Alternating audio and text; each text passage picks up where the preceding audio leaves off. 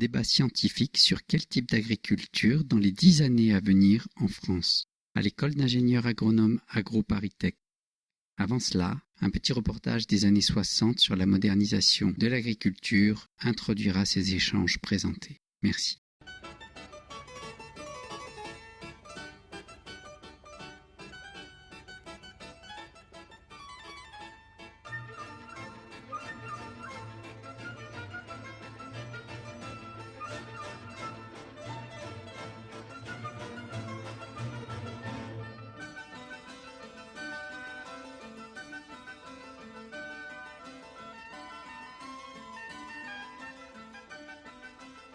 En Bretagne, le regroupement des terres n'est pas une affaire simple. Trop d'agriculteurs se disputent les rares parcelles libres de cette région surpeuplée et il n'est pas possible de mener la politique de regroupement à la cadence qui serait souhaitable. Le problème, heureusement, ne se pose pas dans des termes aussi dramatiques partout. Il existe encore des régions où des hommes décidés peuvent se tailler de grands domaines en défrichant la forêt. Marcel Neuzer, 46 ans, dans sa ferme de Bonnevoisine, au centre de 800 hectares conquis sur la Champagne pouilleuse, est un de ces chefs d'entreprise modernes qui mènent l'exploitation du sol comme on mène une affaire industrielle. Des terres qui valent au bas mot 7 millions de francs et un matériel qui en vaut autant. Total, 14 millions, 1 milliard 400 millions de francs anciens. N'est-ce pas là une forme d'agriculture qui sera toujours réservée à une élite fortunée? Qu'en pensez-vous, monsieur Neuzer? Pas obligatoirement, ça dépend beaucoup du crédit, des possibilités qui seront données à des agriculteurs ayant de solides qualités techniques, le sentiment, le goût du risque, l'entreprise, comme là ce qu'on peut justement envier aux Américains, c'est qu'en général l'agriculteur américain ou les Américains ont le goût du risque que n'a pas toujours l'agriculteur français. Au fond, à vous entendre parler, on n'a pas tellement le sentiment que vous soyez complexé par rapport aux agriculteurs américains. Non. Non, parce que des comptes rendus que j'ai pu avoir, des contacts également que j'ai pu avoir avec les uns et les autres, des visites assez nombreuses qui sont venues à Bonnevoisine, que ce soit de l'Amérique, de l'Angleterre, de la Chine ou d'ailleurs. J'ai l'impression que l'agriculteur américain a de gros atouts en main, surtout par un machinisme qui est à sa mesure, à des prix extrêmement intéressants, que bien que très libéral, l'agriculture américaine est quand même très soutenue, qu'au point de vue technique, eh bien, je crois que nous sommes au moins aussi en avance, bien qu'avec des moyens beaucoup plus limités. Vous m'avez dit tout à l'heure, ceux qui disent que l'on ne gagne pas d'argent dans l'agriculture sont des imbéciles. Comment est-ce qu'on fait pour gagner de l'argent dans l'agriculture? De toute façon, on vit. Puisqu'on vit, on gagne de l'argent. Ce qu'il faut, avant toute chose, je crois, c'est une solide formation de base. Et quand on nous dit qu'il faut des écoles d'agriculture, je dis tout simplement, il faut des écoles tout court. Et vos ouvriers, comment sont-ils payés? Je pense qu'ils sont bien payés. Comme tous les ruraux, ils doivent être payés plus que des citadins. Ce n'est pas un problème d'ouvrier agricole, c'est un problème de rural. Ils ont des salaires de base qui sont intéressants. Un ouvrier polyvalent gagne 2 francs 60 $, ce qui n'est pas énorme. Logé dans des logements, je pense, assez confortables, avec des jardins, et qu'en plus, ils ont une prime mensuelle. Un ouvrier polyvalent gagne en moyenne plus de 900 francs par mois, logé. Et un chef de service, par exemple? Les chefs de service gagnent autour de 1200 francs et plus. Personnellement, je ne sais pas où ils ont vu une agriculture très industrialisée, avec des géants de l'agriculture qui peuplent notre territoire. Quand on voit la moyenne en hectares des exploitations en France, ça laisse un petit peu rêveur. C'est en 2 mots que les 10 prochaines années vont se profiler pour nous, agriculteurs. Ce sont des trains qu'il faut qu'on prenne, où on y monte, où on n'y monte pas. Le premier, c'est le train de l'innovation. Aujourd'hui, on en parle. C'était le thème de notre présence au Salon de l'agriculture. C'est un train qu'on ne peut pas louper, dans lequel il faut qu'on monte. Les innovations, c'est d'abord les biotechnologies, la recherche, évidemment, l'agronomie, le biocontrôle, c'est très à la mode, mais ce sont vraiment des développements pour nous qui sont très très importants dans nos pratiques et dans nos métiers, dans toutes les filières. C'est l'agroéquipement, c'est la structuration des filières aussi, et c'est l'innovation dans toutes ses formes. Parce que quand on parle de structuration des filières en termes d'innovation, c'est précisément absolument, parce que quand on entend qu'on est une agriculture ultra subventionnée et sous perfusion, là aussi on croit rêver. L'agriculture, elle est subventionnée, et non pas parce qu'elle est dépendante des subventions, mais parce que c'est un secteur stratégique, en termes d'emplois qu'elle génère, en termes de valeur ajoutée qu'elle a sur la balance commerciale, en termes de maintien d'une ruralité et d'activité sur les territoires, et toutes les agricultures dans le monde sont subventionnées. Aux États-Unis, un agriculteur américain, je le rappelle parce que ce sont des statistiques, est 2 à 3 fois plus subventionné qu'un agriculteur français. En Chine, au Brésil aussi, il y a des systèmes de subvention qui sont assez puissants pour promouvoir certains types de production. Donc l'agriculture est subventionnée non pas parce qu'elle est sous perfusion, mais parce qu'on souhaite maintenir une agriculture et des territoires vivants chez nous, avec des filières de qualité. Quand on parle de la poudre de lait, quand on parle de céréales aujourd'hui qui sont plébiscitées sur les marchés parce qu'on fait de la qualité et on sait faire de la qualité, c'est quelque chose de stratégique qu'il est important de soutenir. Et le deuxième, pour moi, défi, enfin pour nous en tout cas jeunes, sur lesquels dans les 10 prochaines années va pas falloir se louper, avec l'innovation, c'est aussi justement la territorialisation de l'agriculture. On a parlé de la diversité. Aujourd'hui, il y a énormément de filières, de la valeur ajoutée qui est produite dans nos territoires. Il y a différents modèles, pas industriels, mais on a des modèles qui sont sur 1 hectare, 2 hectares, 1000 hectares. On a voilà, une grande diversité à la fois de production, de modèles, de plein de choses qui font qu'on maintient cette richesse-là. Et aujourd'hui, avoir une agriculture en France qui soit encore performante et existante, c'est un grand atout. Et il ne faudrait pas que demain, on projette en France de fabriquer des Airbus et d'importer du blé. Ce serait quand même dommage qu'on sacrifie un petit peu l'agriculture sur l'autel d'autres considérations financières ou industrielles. Voilà, être une agriculture intensive en emploi, je crois qu'on l'est déjà. Entre tous les emplois directs qu'on représente et les emplois induits, on est quand même le 2e employeur de France. Je sais que ce sont des statistiques, on le dit, on essaye de le dire souvent, mais elles ne sont pas assez répétées. Entre l'aval et l'amont de la filière, il y a quand même un poids économique qui est super important. Et une agriculture intensive en écologie, c'est un défi aussi pour nous sur les territoires. Il y a énormément d'efforts qui sont faits par les agriculteurs depuis plusieurs années, qui continuent à être faits, des démarches qui sont engagées dans ce sens. Enfin voilà, il y a des chiffres clés qu'on répète aussi toujours, mais quand on regarde le nombre de bandes enherbées qu'on a semées, c'est 300 000 km. Enfin, il y a eu énormément de choses, de démarches qui sont initiées pour être dans une agriculture vraiment écologiquement intensive aussi, et ce sont des choses à souligner pour la richesse de nos territoires. Pour moi, une des premières choses qu'il faudra dans les 10 premières années qui soit votée au niveau de l'Europe, c'est en fait une directive européenne de la protection des sols. Il y a une directive européenne pour protéger l'air, il y a une directive européenne pour protéger l'eau, mais à l'heure actuelle, elle n'est toujours pas en place, la directive européenne pour protéger les sols. Donc je pense à partir de là, ça permettra d'avoir un peu plus de rigueur sur certains produits qui sont utilisés.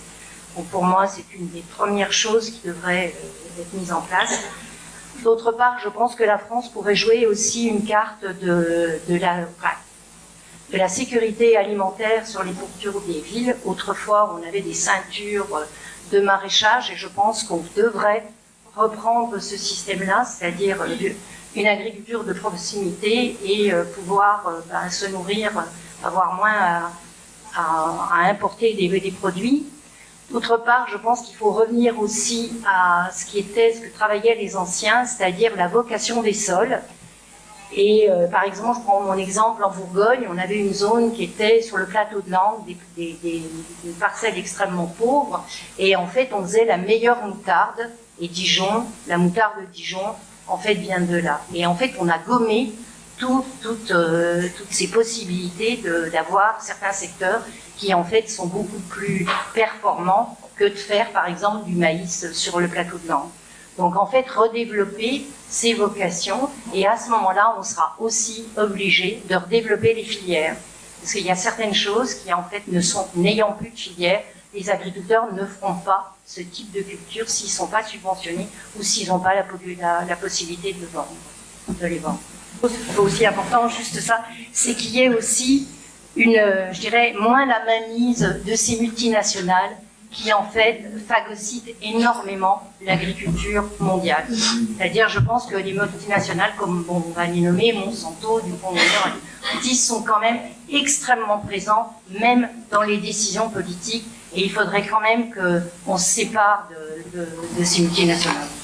Dans 10 ans, il n'y aura aucun changement, pour 3 raisons. Il suffit de regarder votre système audio de l'agro, qui montre à quel point les politiques n'ont strictement rien investi dans l'agriculture depuis 30 ans. Et ça, c'est une vraie catastrophe, et que c'est pas eux qui décident de la politique commune. La politique commune est dessinée par Saint-Junta, par ces gens-là, pas par M. Le Foll, ni par M. Hollande. Vous n'êtes pas prêts de changer de politique agricole tout de suite, tant que ces messieurs ne seront pas d'accord avec un changement de politique. Je vais prendre l'agriculture biologique. Vous savez que la France c'est un énorme déficit dans sa base commerciale, l'importation de produits biologiques. Nous sommes toujours à 3% d'agriculteurs bio. Et je peux vous dire que dans 10 ans, si vous êtes à 4, vous aurez beaucoup de chance. Deuxièmement, nous avons effondré toutes nos variétés de plantes, de légumes, de races animales.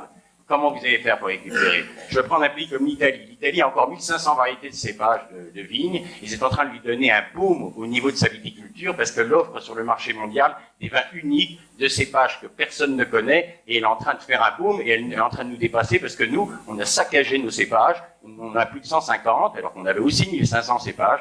Mais on a eu depuis 70 ans une politique de destruction. Nous, quand on travaille en Espagne, en Italie, les Espagnols nous disaient « Pourquoi vous avez détruit vos pommes? Vous faisiez les meilleures pommes du monde. » Nous étions les premiers producteurs de pommes. Et nous sommes maintenant derrière la Pologne. Je ne sais pas si vous voyez la situation de la France. On était les premiers producteurs d'asperges. On est passé derrière l'Allemagne. On était les premiers producteurs de pommes de terre. Vous vous rendez compte qu'en 1960, la France faisait 14 millions de tonnes de pommes de terre. On n'en fait plus que 6 millions. On a effondré l'agriculture française. Et je peux vous dire que dans 10 ans, on n'aura pas changé grand-chose. Alors par contre, ce qui est en train de bouger, et je compare ça un petit peu à l'effondrement du mur de Berlin, c'est que pour la première fois, nous sommes en train de sortir de l'idéologie dans laquelle est l'agriculture depuis 70 ans, un modèle physico-chimique pur, et que pour la première fois, la CEE est en train de lancer des chercheurs pour s'occuper de la biodiversité des sols. Alors, il faut savoir que quand un programme de recherche est lancé, il n'y a pas de résultat avant 20 à 30 ans. Donc dans 10 ans, il n'y aura pas de changement. Il faut 20 à 30 ans avant que ça bouge. Il faut changer la politique. Il faut changer l'enseignement, il faut changer la recherche. Et ça, c'est des choses sur des très longues durées. Moi, j'ai eu la chance à l'agro d'avoir pu faire microbiologie des sols. J'ai plus de chaire de microbiologie des sols depuis 86. Depuis 86, une génération où on n'enseigne plus, il n'y a plus de chaire de microbiologie des sols à l'agro. Donc, ne croyez pas que dans 10 ans, les choses vont bouger. Le curseur va évoluer extrêmement lentement. Et je ne vois pas l'agriculture française bouger dans les 10 ans qui viennent. Par contre, je pense que le mur de Berlin est tombé. C'est-à-dire que pour la première fois, nous pouvons commencer, et le fait qu'on soit à l'agro, c'est assez incroyable, c'était impensable il y a 10 ans, je crois que pour la première fois, le mur de Berlin est tombé, on peut commencer à parler d'un autre modèle que le modèle unique physico-chimique de l'agriculture, et c'est ça qui va être positif. Mais c'est pas dans 10 ans que ça va bouger, il va falloir au moins 1 à 2 générations pour que les choses se mettent en place. Et j'entends, on va soutenir plusieurs formes d'agriculture. Moi, je suis pas sûr. Je suis pas sûr que celle qui est à l'origine des algues vertes, il faut la soutenir. Je suis pas sûr que celle qui est à l'origine des perturbateurs endocriniens, il faille la soutenir. Je suis pas sûr que celle qui est à l'origine de l'érosion des sols, il faut la soutenir. Donc il y a bien des choix stratégiques.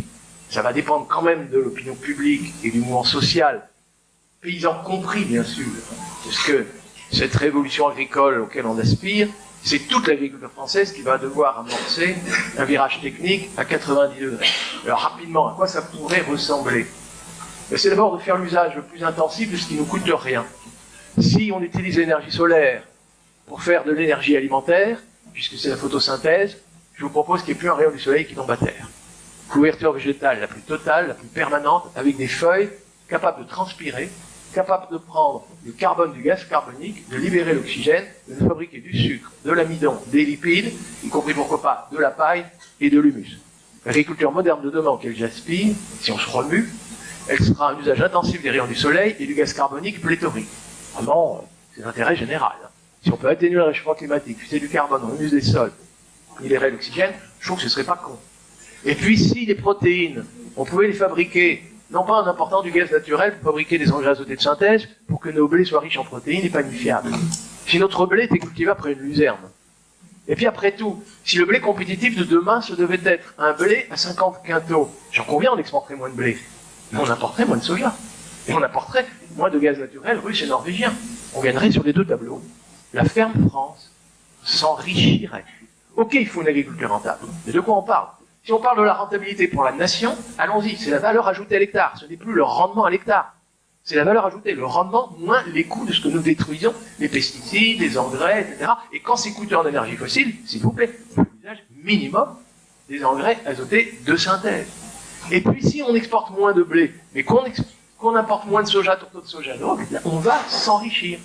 Donc voilà, il y a des formes d'agriculture qui permettent de faire. Alors après, moi je veux bien que pour les éléments minéraux, surtout pour le phosphore, il y a de grandes inquiétudes.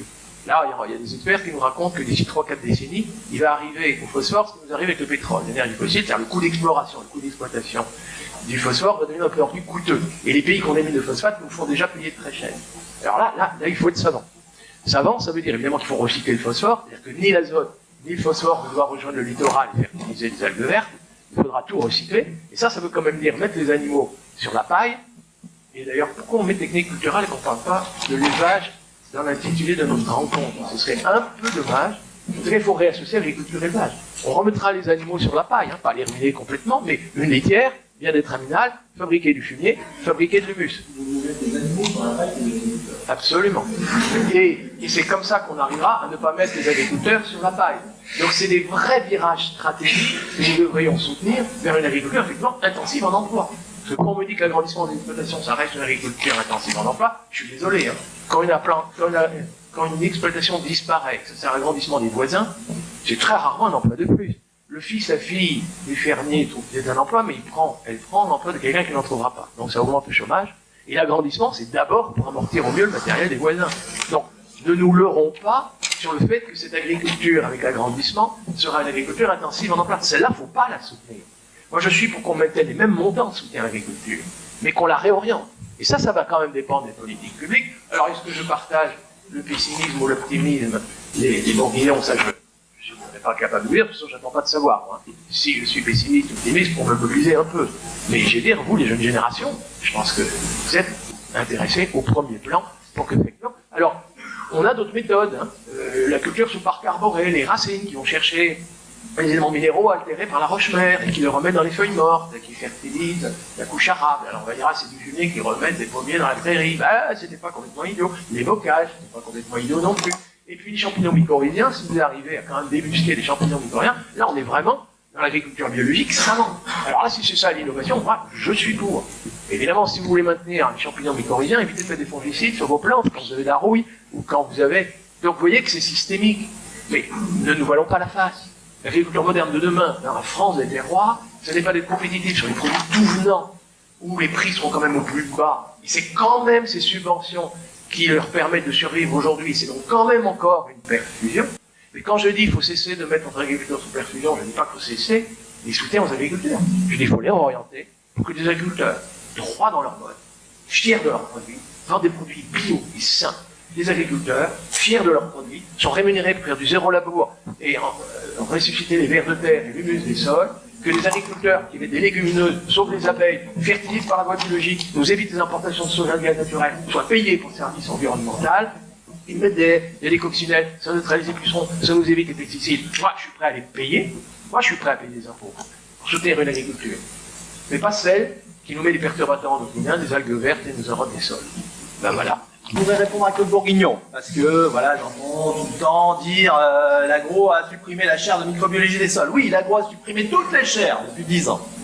Et c'est restructuré en département. Et justement, c'est mon département qui assure l'enseignement de microbiologie des sols. Donc je me devais quand même de répondre à ça.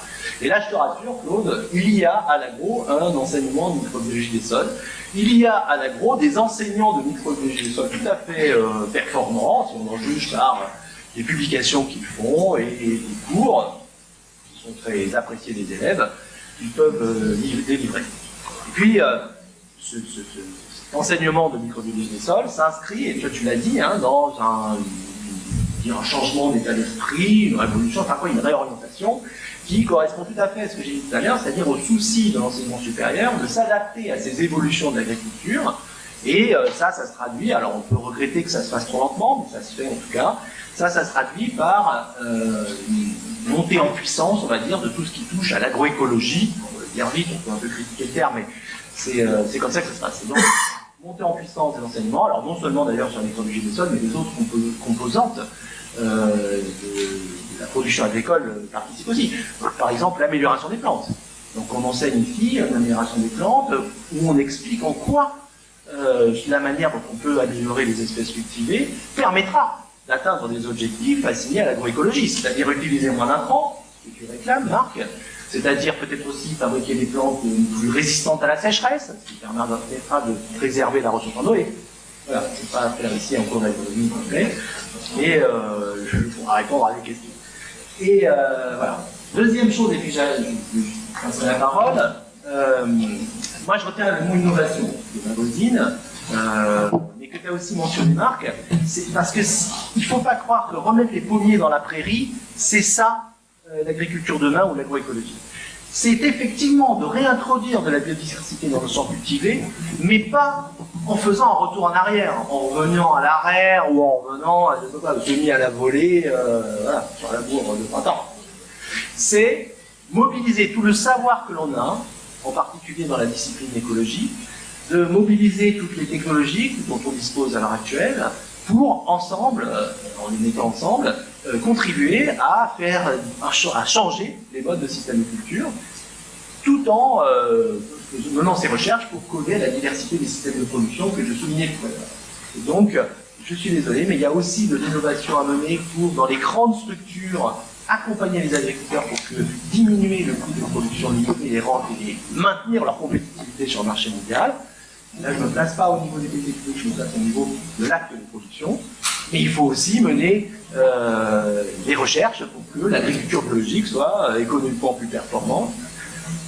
Voilà, il ne soit pas réservé à une élite capable de payer 3 fois plus cher le kilo de produits. Alors, si vous permettez, vous avez posé une question tout à l'heure, un petit peu juste avant d'évoquer ce contrat social, qui était par quels moyens on peut arriver à relever les défis. Alors, je vais y répondre brièvement, et c'est très très lié aussi avec le contrat de société. La première chose, je crois qu'on peut arriver à relever les défis de l'agriculture dont on a parlé, et sur lesquels, je crois, on est à peu près tous d'accord. D'abord en arrêtant de véhiculer certains mythes, et notamment par une certaine minorité de personnes. J'en ai relevé quelques-uns. Alors déjà, on a parlé des sols. Un des vrais problèmes aujourd'hui sur les sols, sur la perte de biodiversité, quand on peut la constater, c'est l'artificialisation.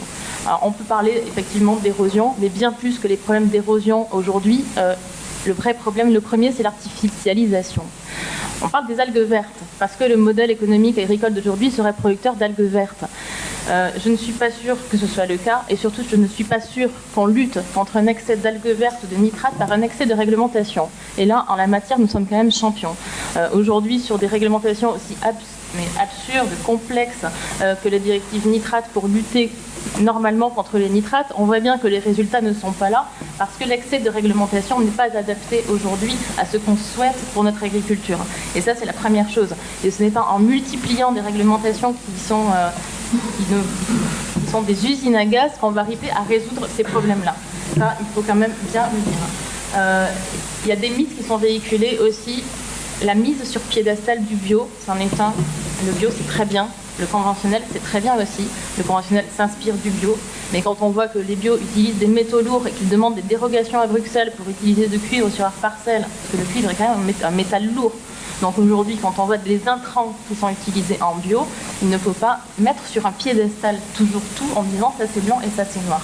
Je crois qu'il y a du bon sur les deux choses, sur tous les modèles d'agriculture ont leur plus-value pour un territoire, pour une filière, pour la population. Et il faut arrêter toujours d'opposer les agricultures les unes aux autres. Ça, je tiens à le dire aussi.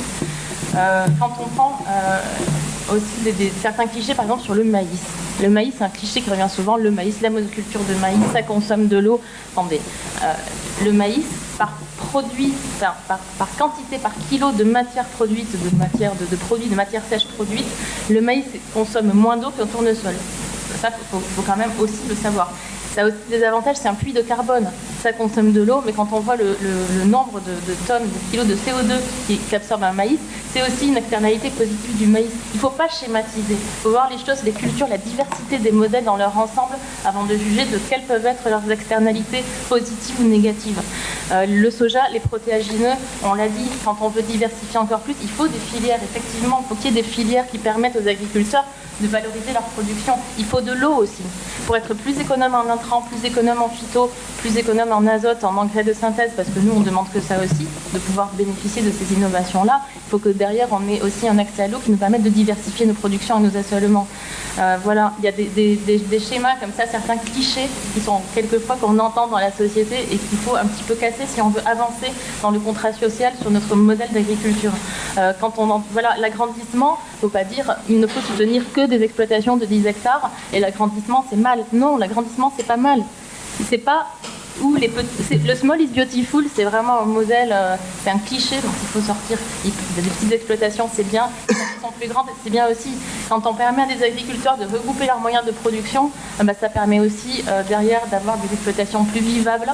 Et quand on sait que le suicide, c'est une vraie problématique en agriculture, enfin, il y a une réalité sociale aussi derrière tout ça. Donc, regrouper des exploitations, agrandir, regrouper des moyens de production, il y a des questions de viabilité derrière, il y a des questions de maintien de l'emploi. On parlait des abattoirs, des industries, des laiteries qui sont dans les territoires et qui aujourd'hui mettent la clé sous la porte parce que les filières meurent tout simplement de production, parce que les agriculteurs ne se renouvellent pas au niveau du renouvellement des générations, parce qu'il y a moins d'installations. C'est une problématique qu'il faut traiter aussi à la source. Voilà. Donc juste pour répondre à la fois sur ces modèles agricoles et sur le contrat social, aujourd'hui il faut vraiment qu'on dépassionne certains débats et qu'on réfléchisse tous ensemble à l'agriculture qu'on veut. Et dernier point, je vous rassure, si les politiques publiques agricoles étaient décidées par Syngenta, je vous assure qu'elles ne seraient pas ce qu'elles sont aujourd'hui, rassurez-vous. On est le seul laboratoire en France à faire de l'analyse physique, chimique et biologique des sols. Donc notre travail est un peu particulier, consiste non pas à faire de l'analyse de terre, on ne travaille pas sur des échantillons envoyés par la poste, parce que l'analyse de terre c'est à peu près l'équivalent, si vous envoyez votre urine au Toubi, puis vous lui demandez j'ai quoi comme maladie, il vous dira en tout cas vous n'avez pas le diabète, c'est tout ce qu'il pourra dire.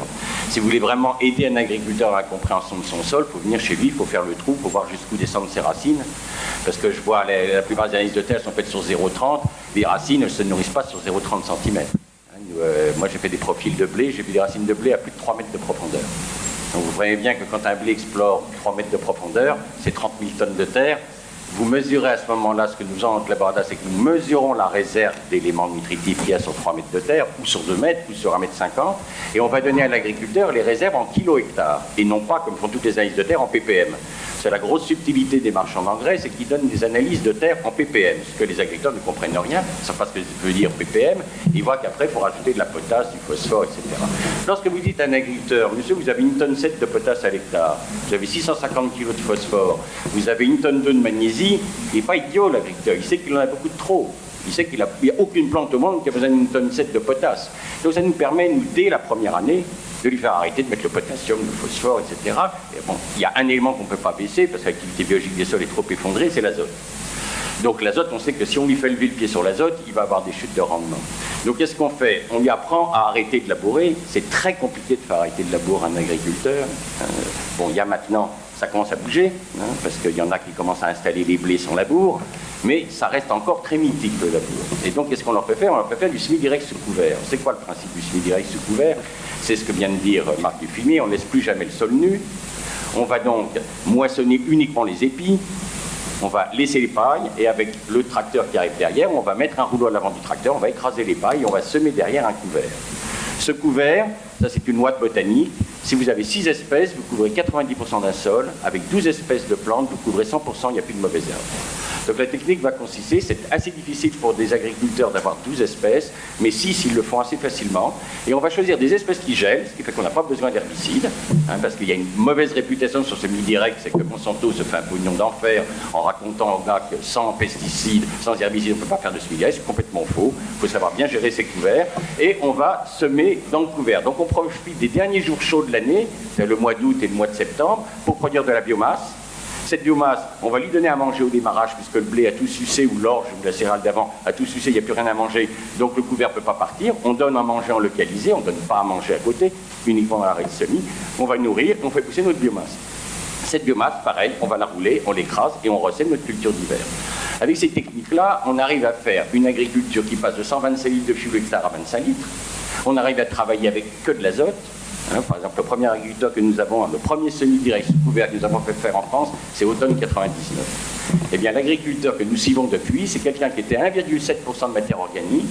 Là, il est à 4,7%. C'est quelqu'un qui était à 190 unités d'azote pour faire 80 quintaux, il en met plus de 110, et mon but, c'est de l'amener, parce qu'on a maintenant suffisamment de recul dans des pays comme le Brésil, le peu l'Argentine, on peut faire une unité d'azote par quintal. C'est-à-dire, vous pouvez faire, en France, 80 quintaux de blé, ce sera le futur, avec seulement 80 unités d'azote. Et on arrive à ce moment-là avec des systèmes agricoles, zéro pollution. C'est-à-dire que quand on fait les mesures de reliquat azoté derrière, on est entre 2 ou 3 unités d'azote, alors que la plupart des sols français, quand on fait des reliquats, on est plutôt à 40-60 unités. Donc, on met au point un modèle qui est basé sur l'observation du milieu naturel. C'est ce qu'on fait avec l'IDA depuis 25 ans. Quand on nous appelle au Laos ou au Madagascar ou au Brésil, qu'est-ce qu'on fait? Nous, on part dans la réserve naturelle. On se fait engueuler par les agriculteurs, qui sont bien gentils. Enfin, on ne vous a pas payé un voyage sur le Mato Grosso au Brésil pour venir étudier la forêt. On leur dit, nous, tant qu'on ne sait pas comment marche votre modèle naturel, on ne peut pas vous créer un modèle technique pour chez vous. Et c'est ça la base, si vous voulez. Ce sera ça l'agriculture de demain. Ce ne sera pas une agriculture qui imposera un modèle tout fait dans les laboratoires ou chez les marchands d'engrais. C'est basé sur l'observation du milieu sauvage. Vous n'avez pas les mêmes espèces de faune. Par exemple, les forêts équatoriales tropicales marchent avec les termites. Il n'y a quasiment pas de vers de terre dans ces sols-là. C'est la termite qui fait le recyclage. Qu'est-ce que font les agronomes pour le moment? Ils arrivent à foutre le feu à la forêt, ils tuent toutes les termites. Au bout de 5 ans, la terre est partie. Ils disent, oh là là, c'est des sols qui valent rien. Ils sont d'une pauvreté totale. Bah oui, mais c'est là que poussent les plus grands arbres du monde. Donc il ne faut pas dire que c'est les sols pauvres, il faut dire je n'ai pas compris comment fonctionnaient ces sols et j'ai fait une erreur et c'est pour ça que je suis maintenant dans l'érosion. Donc la base, et ça je reviens à la base et c'est ce qu'a oublié complètement l'agriculture, c'est ce que dit Claude Bernard dans la méthode expérimentale. Qu'est-ce que c'est que la méthode expérimentale en biologie par rapport à la méthode expérimentale en physique ou en mathématiques ou en chimie? D'abord observer. C'est ce que dit Claude Bernard. Vous ne pouvez pas faire un modèle durable en agriculture si vous restez enfermé dans les laboratoires à créer des modèles avec des OGM. Vous ne pourrez faire des modèles durables que si vous allez dans la nature. Quand nous, on est appelé en Ukraine, on va regarder le modèle de la steppe. Quand on est appelé au Burkina Faso, on va regarder le modèle de la savane. Quand on est appelé au Ghana, on va regarder la forêt tropicale. On regarde comment ça marche. Et c'est à partir de cette observation que vous pourrez mettre au point des modèles d'agriculture durable. Donc c'est une démarche qui demande un changement de pensée complètement différent, parce qu'il demande d'avoir une chose qui, hélas, est très mal enseignée dans l'enseignement mondial, c'est l'observation. Et ce qui est très intéressant, bon, moi je trouve que j'ai une formation du VVF, je suis passé par l'ornithologie, etc. Donc j'ai appris énormément à observer. J'ai travaillé sur les gorilles à côté de Diane Fossé, etc. Donc j'ai appris à observer. Et tant qu'on n'enseignera pas l'observation, vous baladez qu'une paire de jumelles pour regarder, comme vous avez dans une région, est-ce qu'il y a des oiseaux, est-ce qu'il n'y en a pas, combien il reste d'espèces, etc. Tant qu'on n'aura pas aiguisé le sens d'observation, on ne pourra pas faire de modèle durable. Voilà, moi je partage l'idée de Claude Bourguignon sur le fait qu'il faut observer, ça je suis d'accord. Là où je suis pas d'accord, c'est que dans le discours il y a quand même une contradiction, puisque d'une main tu dis, voilà, ce qu'il faut c'est plus labourer, maintenir un semis sous couvert permanent, donc c'est un modèle unique que tu nous proposes. Or justement, moi je pense, et puis après tu dis, non, il faut regarder comment fonctionnent les écosystèmes dans leur diversité pour s'adapter partout. Maintenant au final c'est semis direct sous couvert végétal. Alors je pense que ce système est très intéressant, d'ailleurs on l'enseigne ici à l'agro, mais c'est un système très intéressant, mais bon alors d'abord, dont la déclinaison peut prendre de multiples formes, dans le choix des espèces, dans les périodes d'intervention, etc. Mais surtout qui peut parfois ne pas convenir du tout. Par exemple, la présence de la couverture permanente, ça va bien tant qu'il y a de l'eau. Mais si on est dans une région où la réserve des sols est un peu limitée, eh bien la couverture va utiliser de l'eau dont ne bénéficiera pas la culture. Donc là, il faut peut-être discuter et envisager un autre moyen. Et voilà. Et puis c'est pareil pour tout. De toute façon, je ne vais pas, là encore une fois, refaire un cours d'agronomie. Juste pour vous faire sentir que, voilà, bon, vous l'avez compris depuis le début, moi je combats l'idée qu'un modèle unique puisse correspondre. Et puis la deuxième idée aussi peut-être, c'est que ne faut pas non plus trop survaloriser le fonctionnement des écosystèmes. Et parce que la question de fond que l'on peut d'ailleurs aborder au plan scientifique à travers les outils d'écologie, c'est finalement est-ce qu'un champ de blé ça marche comme une forêt? Et qu'est-ce que l'observation de la façon dont la forêt est naturelle, parce que la forêt aussi ça évolue. Est-ce que l'observation de ce qui se passe sous la forêt naturelle, c'est quelque chose que l'on peut transposer dans un champ de blé? Je dis pas oui, je dis pas non, je dis quand même qu'on peut discuter et revenir peut-être sur cette hypothèse. Quand on travaille en Tunisie, dans le sud tunisien au Kef avec 350 mm d'eau, on fait du semis direct, on n'utilise évidemment pas les mêmes espèces qu'en France. On travaille des espèces qui germent sans eau. Enfin, je sais pas, il y a quand même 350 000 espèces de plantes, en tout cas inventoriées sur Terre, et vous avez de quoi faire pousser sur tous les milieux écologiques, sauf le grand désert. Mais ça va de soi, hein, l'agroécologie, en tant que discipline scientifique, parce que je pense que le terme est bon, c'est l'écologie des agroécosystèmes, c'est-à-dire c'est la discipline scientifique qui tend à rendre de plus en plus intelligible la complexité du fonctionnement des écosystèmes aménagés par les agriculteurs. Voilà. Ça, c'est la discipline scientifique, et je trouve que le terme est excellent. Et si on regarde l'humanité, il est clair que l'humanité a su, dans certaines périodes de son histoire, bâtir des agroécosystèmes qui n'ont rien de naturel et qui ont été extraordinaires. Pensez au bocage breton. Il n'y aurait pas de bocage breton, ce serait une lande, ou bien ce serait une forêt. Regardez la rivière d'autrefois. Il y avait du riz, des escargots, des poissons, des grenouilles, des canards. Les canards picoraient les mauvaises herbes, et on est en train de redécouvrir ça en Camargue, que même nos canards sélectionnés pour le magret et le foie gras sont capables de bien picorer une mauvaise herbe et de la différencier d'un brin de riz. Bref, c'était un agroécosystème d'une extrême complexité. Et oui, c'est quand même pas trop mauvais de savoir qu'il y a des moments dans l'humanité où on est parvenu à la fois à produire davantage pour nourrir une population croissante et la nourrir mieux, sans causer des dégâts de type non-durabilité des agroécosystèmes. Les potentialités productives ont été maintenues et même parfois, ça a même créé, pas ex nihilo, mais ça a permis la naissance d'une énorme biodiversité. Et il est évident que l'agriculture de demain va devoir s'inspirer de ça, et non pas d'une agriculture industrielle qui, derrière des variétés améliorées, qui expriment leur rendement avec les pesticides et les engrais, qui, ceci, fragilise exagérément les agroécosystèmes. Et dans les écosystèmes, je suis content de l'évolution de la discussion, parce qu'il n'y a pas que l'écologie des sols. C'est très important l'écologie des sols, y compris l'énergie vient du soleil, ça vient pas du sol, l'eau, ça vient de là-haut, ça vient pas du soleil, le gaz carbonique aussi, n'empêche que l'importance qu'il y a des sols pour que l'eau s'infiltre, pour qu'effectivement il y ait le moindre ruissellement. Évidemment, la couverture végétale, ça permet d'éviter les ruissellements, ça permet aussi à l'eau de s'infiltrer, ça permet évidemment d'avoir une plus grande couverture végétale. Maintenant, si on me dit, ça va dépendre des endroits, pour moi, l'agroécologie, quand vous êtes au Niger, en région semi-aride, je suis désolé, sur un parc arboré d'acacia albida, le rendement en mil et de sorgho, il est à 2 à 3 fois supérieur. Et en 15 ans, vous y arrivez. La couverture végétale dans des régions comme celle-là, ça peut être un parc arboré. Donc dites-moi où nous sommes, dites-moi où sont les agroécosystèmes, dites-moi le type d'agriculture qu'il faut promouvoir. Mais quand même maintenant, sur le bio piédestal, et sur quand même une tonalité, là, chez mes collègues à droite, qui est de dire on va devoir soutenir l'agriculture bio, elle a sa place. Mais il faudra aussi, comme dit Stéphane Le Foll, soutenir une production de masse. Alors non, hein, si c'est l'agriculture industrielle qui nous fait les plus grands dégâts, je suis désolé. L'idée, comme il y a une grande diversité d'agriculture, elle mérite tout autant d'être soutenue. Ça, je pense que c'est une énormité. Et quand on me dit, alors là, excusez-moi, je pense que c'est quand même, pour un syndicat agricole, surprenant de voir comment les agriculteurs sont défendus, qu'on me dit les algues vertes sur le littoral breton, c'est pas sûr que ce soit l'azote. Alors oui, si. Bon, on m'a déjà dit, hein, que c'était pas l'azote, c'était le phosphate pour l'agriculture, c'est l'industrie. Ça s'appelle le déni. Alors, sachez, Claude Allègre, chez les scientifiques, a été capable de faire aussi du déni. Hein.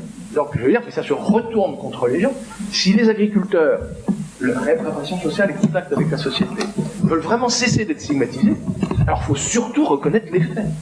Le phosphate sur le littoral breton, ça fait des années qu'il est dégagé.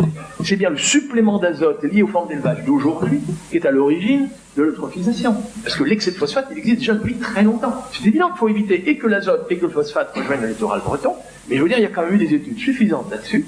Et si la défense des agriculteurs en Bretagne, c'est de dire, laissez-nous faire des poulets doux, abattoirs ils ferment, laissez-nous faire des cochons dans l'état où on fait, laissez-nous faire avec le soja, et tant pis pour le lisier, évitez-nous de nous redemander de la paille. Et on veut rien voir, les algues vertes, c'est l'industrie. Alors là, effectivement, l'avenir des agriculteurs et la rencontre avec la société, c'est foutu. Le piédestal de l'agriculture bio. Je rejoins un petit peu l'idée. La force de l'agriculture biologique, c'est son cahier des charges. Elle a un cahier des charges, elle a un logo, elle a un prix supérieur, et le supplément de travail et l'éventuel moindre rendement d'agriculture biologique est compensé par ce produit qui est certifié. Ça, c'est sa force. Et c'est aussi sa faiblesse. Parce que sa faiblesse, c'est un cahier des charges qui est né au moment où l'agriculture biologique opposait chimique à naturel. Alors moi, je vous ai déjà dit que les bocages et les rizières, ça n'est rien de naturel, c'est totalement artificiel. Et un pesticide naturel, ça reste un pesticide. L'agroécologie, dans son idéal, dans le respect des différents agroécosystèmes, ça ne va pas être ça. L'agroécologie, c'est précisément, elle oppose pas forcément chimique à naturel, elle oppose surtout ce qui tue à ce qui protège ou vit avec. C'est-à-dire que, évidemment, c'est pas un retour en arrière. Les champignons mycorrhiziens, de toute façon, C'est-à-dire, nos grands-mères ne savaient pas ce que c'était.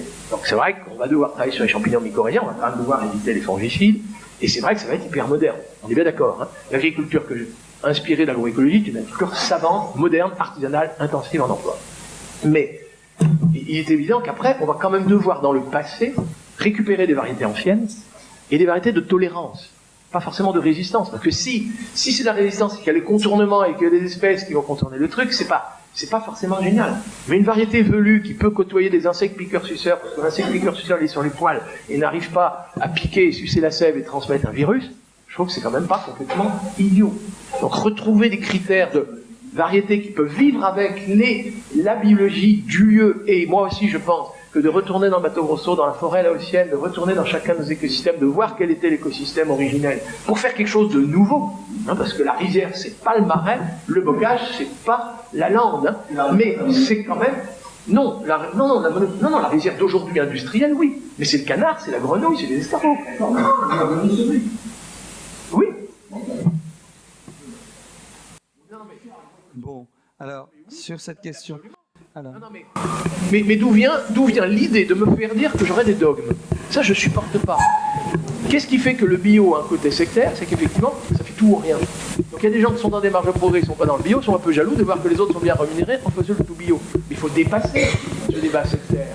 Mais il faut quand même évoluer vers une agriculture intensément écologique. C'est quand même l'agriculture biologique avec son cahier des charges imparfait, j'en conviens, et le cuivre en particulier, qui est celui qui lui ressemble le plus. C'est pas le mettre sur le piédestal, c'est dire que c'est le plus avancé dans ce qui est notre idéal. Et puis, on va essayer de dire que l'agrandissement des exploitations, on dit ça peut être bien, n'empêche que ça ne crée pas d'emploi. Et quand on me dit que c'est ça, une agriculture intensive en emploi, je suis désolé, je pense que la profession agricole, excusez-moi, je dis ça de l'extérieur... En gros, sommes-nous maîtres de nos décisions et sommes-nous capables d'adapter certains modèles et certaines préconisations des personnes notamment qui nous conseillent? J'imagine que c'était l'idée derrière, par rapport à ce que nous voyons ou à ce que nous vivons, nous, dans nos exploitations. S'il y a bien un maître mot aujourd'hui dans tout ce qu'on fait sur nos exploits, dans toutes les filières encore une fois, et sur tous les modèles de production, c'est l'adaptation. On le fait en permanence. Moi, quand je me lève le matin, que je vais travailler, je ne sais jamais exactement ce que je vais faire et ce qui va m'arriver. Parce que ça va dépendre des conditions climatiques, ça va dépendre du vent. Enfin, je ne sais pas, moi, ce week-end, j'ai préparé pour mes semis de printemps. Donc, j'ai préparé mon sol. J'ai attelé un outil qui s'appelle un vibroculteur. Et donc quand je suis arrivée, j'ai regardé le travail que ça faisait. Bon, on a regardé, et mon frère, ça c'est pas joli, il faudrait peut-être plutôt essayer tel outil, ce serait plus fin, ce serait ci, ce serait là. Encore une fois, on s'adapte en permanence. Hein. Il n'y a pas de modèle comme ça qu'on adapte, que ce soit sur des produits, que ce soit sur des interventions, parce qu'on nous a dit qu'il fallait faire tel modèle. Le tout labour versus le non labour, ça aussi, c'est du grand n'importe quoi. On n'est pas dans le tout labour, c'est-à-dire tous les ans, on laboure toutes nos parcelles, ça n'existe pas. Enfin, moi, je dis aucun agriculteur de par chez moi ni ailleurs qui dit on laboure tout, tous les ans. Non, on le fait dans certains types de terres, parce que ça va dépendre, je sais pas moi, du versant. Est-ce qu'il y a beaucoup d'argile? Est-ce que ça retient l'eau? Est-ce que ça a été très tassé? Est-ce qu'on a eu beaucoup d'attaques d'adventices, enfin de mauvaises herbes dans ces champs-là? Si on décide de labourer, c'est des choses qui reviennent tous les 3 ans, tous les 4 ans. Enfin, je veux dire, on raisonne nos interventions, on n'est pas débiles et on n'a pas envie, nous, de nous couper l'herbe sous le pied, quoi. Enfin, la terre, c'est notre outil de production. Ça a aussi une dimension non seulement économique, de métier, mais aussi affective. Enfin, c'est juste une relation assez passionnelle. Donc, on n'arrive pas en disant « chouette, comment je vais pouvoir faire du mal à mon sol aujourd'hui », quoi. Donc, enfin, voilà. On n'est pas sur des systèmes comme ça, tout labour, tout direct. Non, on s'adapte à nos productions, à notre terroir, à ce qu'on voit. Et on expérimente aussi, on essaye. Donc, on est aussi preneur de nouvelles solutions. Quand on parle du bio, ils ont des avancées qui sont notables. Enfin, quand on voit, moi sur mon maïs, au niveau de la lutte contre la pyrale, quand on utilise des trichogrammes, qui sont des sortes de micro-abeilles, enfin pas des abeilles comme chez nous, mais qu'on utilise donc sur nos maïs pour lutter contre la pyrale, bah, ce sont des avancées qui ont été faites par des industries bio. On est très très heureux en conventionnel de pouvoir en profiter et de pouvoir les intégrer. Et c'est très bien. Et plus il y aura des solutions comme ça, nous on en est preneurs. La recherche variétale aussi. Enfin, on en parlait tout à l'heure. Donc ça, on compte beaucoup aussi quand on parle d'innovation sur la recherche dans tout ça, pour pouvoir nous les intégrer à notre quotidien et à nos pratiques. Faut pas être aussi manichéen que ça. Après, quand on parle, enfin, Là, je prends juste un temps un peu plus syndical parce qu'on a évoqué le sujet syndical. Ça va pas être très très long, mais on dit que, j'entends qu'aujourd'hui les syndicats ne reconnaissent pas la réalité. Je n'ai pas dit qu'il n'y avait pas d'algues vertes en Bretagne. Ce que je dis et ce qu'on dit au niveau du syndicat, c'est qu'aujourd'hui, ce n'est pas par un excès de réglementation absurde qu'on va lutter contre les algues vertes en Bretagne. C'est-à-dire, ce n'est pas parce que l'administration, et je ne parle même pas du législateur, du Parlement ou de l'Assemblée nationale, c'est pas parce que quelques fonctionnaires du ministère de l'écologie auront décidé de manière complètement arbitraire de ressortir un critère de 18 mg par litre. La réglementation européenne est à 50 mg par litre de nitrate. La France aujourd'hui nous dit qu'il faut aller à 18. Et si vous n'êtes pas en deçà de 18, on va vous mettre avec des zones dites vulnérables, avec plein de critères, une réglementation de fou furieux pour faire baisser le taux de nitrate. Et on sait très bien que ce n'est pas en classifiant, en mettant des règles bureaucratiques sur des zones où on est à plus de 18 mg par litre, et que ce soit dans le Tarn, dans le Languedoc-Roussillon, dans le Massif central ou partout, qu'on va résoudre le problème des algues vertes en France. C'est ça que je dis. Donc aujourd'hui, il faut arrêter, parce que les écolos rêvent pendant que l'agriculture crève. Et ça, c'est valable sur les algues vertes, sur l'excès de réglementation au niveau des nitrates. Non, mais faut le dire. Aujourd'hui, on ne répond pas à des problématiques agricoles par un excès de réglementation. On répond à des problématiques agricoles en se mettant tous autour de la table, en essayant de casser un petit peu les clichés qu'il y a, en observant nos exploitations et en s'adaptant aux modèles agricoles qui doivent coexister. Donc, il n'y a pas de mise sur piédestal de l'un par rapport à l'autre. Tous les modèles existent et c'est bien. Il n'y a pas.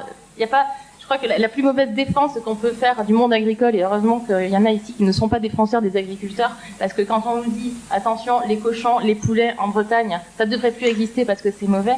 Enfin, attendez, si demain on importe, parce qu'il y a une vraie demande, hein, on est encore importateur de poulets industriels. Donc demain, si c'est en important des poulets industriels et des cochons industriels d'Asie du Sud-Est et d'Amérique qu'on défend l'agriculture française, c'est pas tout à fait comme ça qu'il faut raisonner les choses. Si on veut un vrai modèle avec une agriculture en France, effectivement, il faut être ouvert à cette diversité-là. Le manichéisme. On n'a jamais dit que les gens qui labouraient le faisaient pour faire mal à leur sol. Laisser entendre que nous aurions dit ça, c'est-à-dire dans un débat, quand on commence pour gagner un débat, commencer à faire dire à l'adversaire ce qu'il n'a pas dit, ça dessert la cause de celui qui débat comme ça. On n'a jamais dit qu'on labourait les sols pour faire mal à un sol. Ça n'a rien à voir. Alors, je reprends, parce que je pense que c'est... on dit l'excès de réglementation. Et pourquoi c'est un excès de réglementation? C'est parce qu'on n'a pas réorienté les subventions. Moi, j'ai jamais dit qu'il faut réglementer, j'ai dit qu'il faut payer les services environnementaux.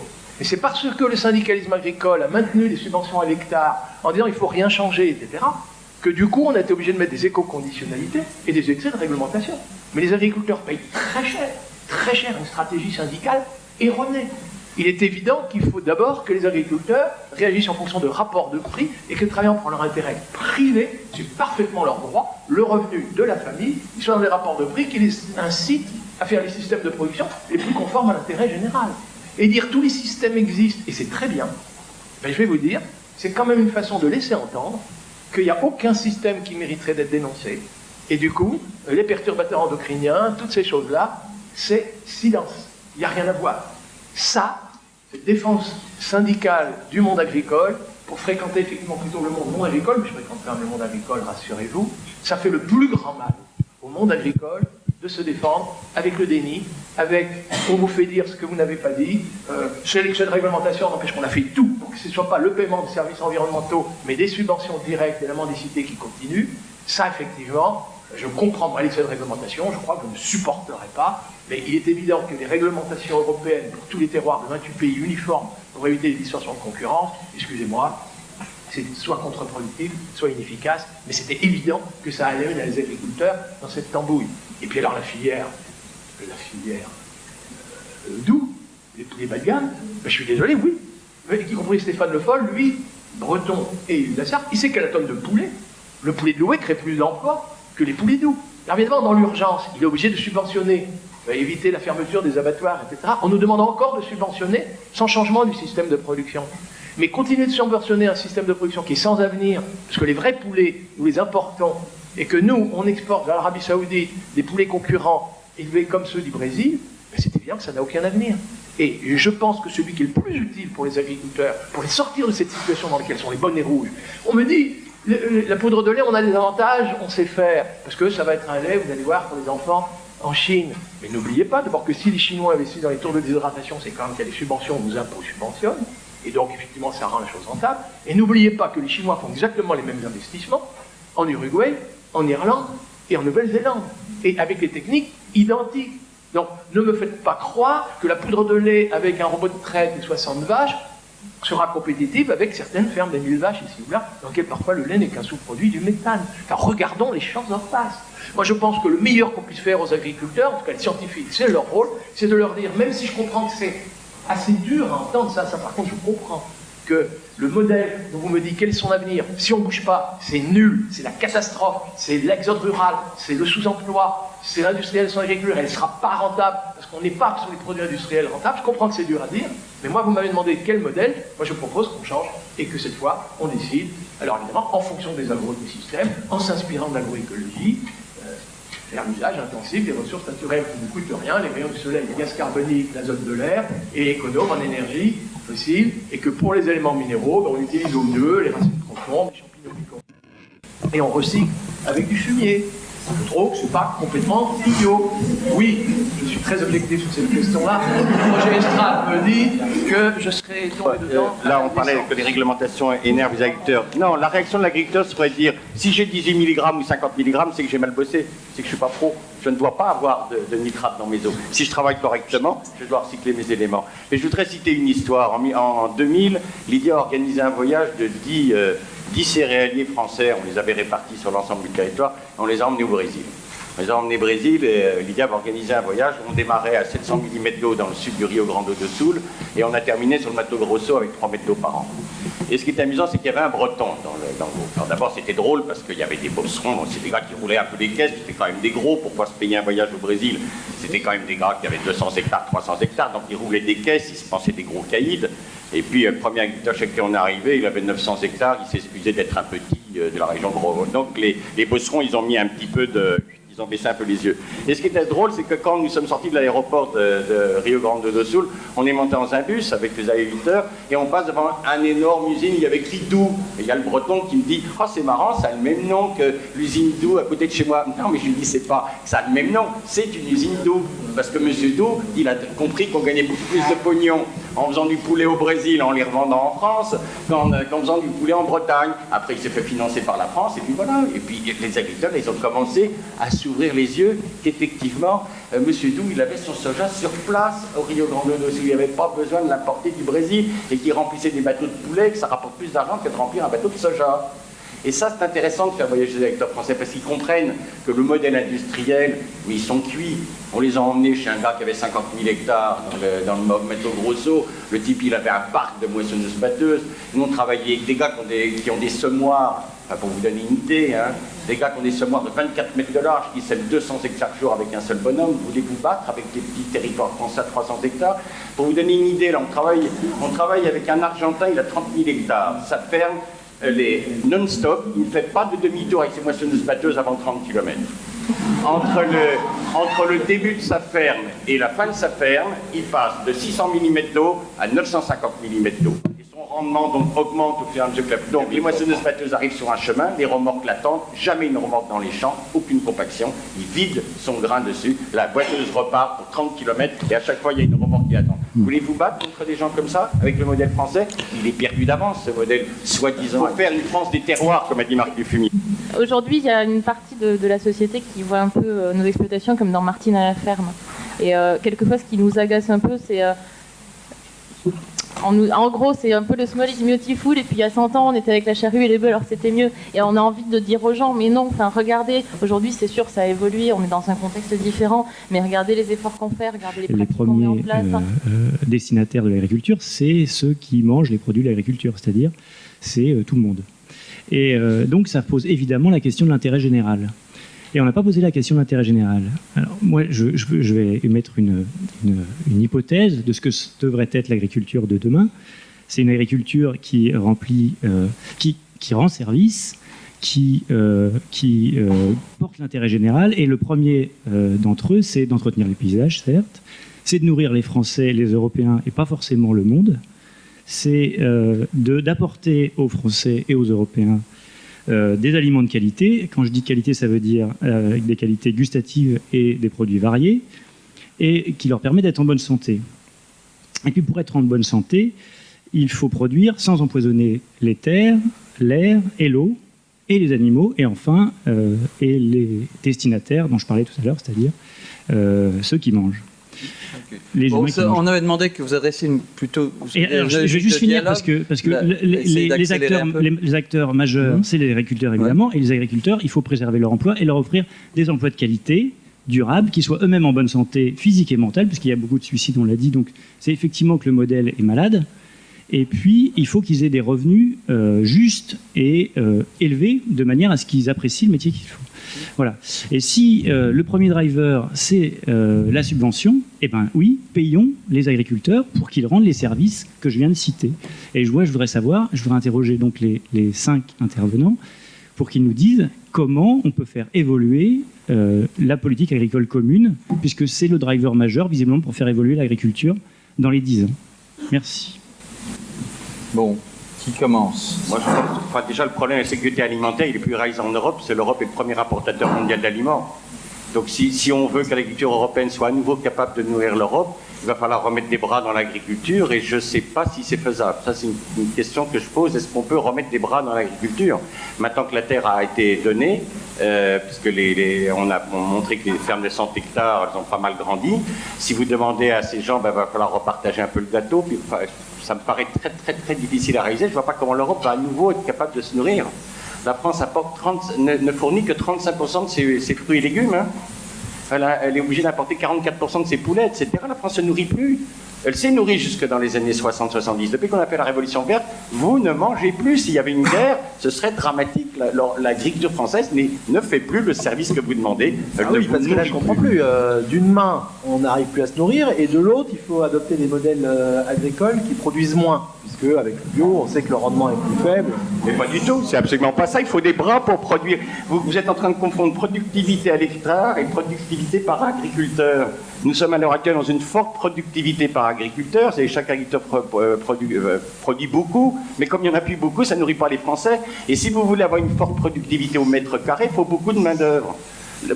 Si vous prenez l'agriculture paysanne d'Indonésie, du Vietnam, du Laos, elle est très productrice au mètre carré. Par contre, elle n'est pas productive par paysan. C'est-à-dire qu'il y a beaucoup de paysans au Vietnam qui nourrissent ces 80 millions d'habitants. Nous, on a plus de 300 000 habitants. Ils sont incapables de nourrir les 65 millions de Français. Bon. Ils ont une grosse productivité par individu, mais pas par mètre carré. C'est de l'intérêt général parce qu'on est tous consommateurs aussi et l'agriculture est porteuse d'enjeux alimentaires et de santé publique.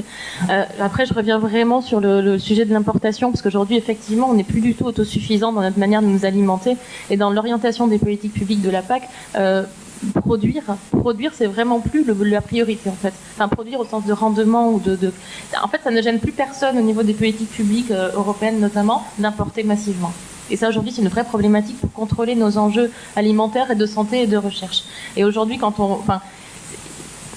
je vous donnerai juste un exemple. Je suis désolée, c'est parce que ça me concerne, donc c'est pour ça que je le connais bien. Dans le Tarn, on a une production particulière de niche qui est l'ail rose.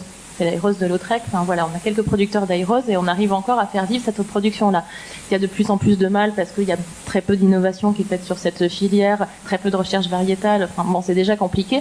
Et en plus, la Commission européenne, il y a 2 ans, me semble-t-il, a décidé d'importer sous IGP européenne de l'ail chinois. Et là, ça a été le coup de grâce, en fait, parce qu'on a eu ces quotas d'importation qui sont arrivés sur le marché, sous IGP européenne, commercialisée de l'ail chinois, et donc ça devient extrêmement difficile pour des producteurs d'une culture qui est en train de disparaître. C'est une culture de niche qui est déjà... C'est compliqué de la faire vivre, comme toutes les cultures de niche.